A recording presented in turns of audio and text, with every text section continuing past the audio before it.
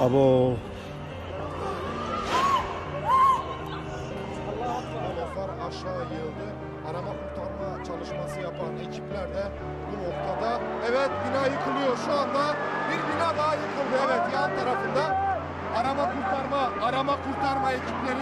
Arama kurtarma ekipleri de o noktadan şimdi uzaklaşıyorlar. Bina geriye doğru yıkıldı.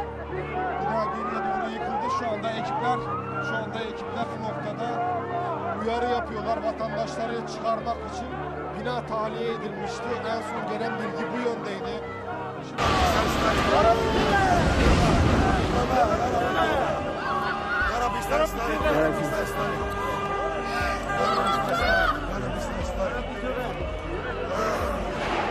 Molotlar aşağı yığıldı.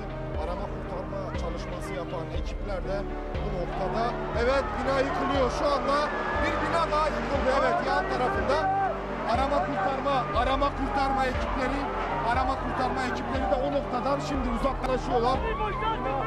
Bina geriye doğru yıkıldı.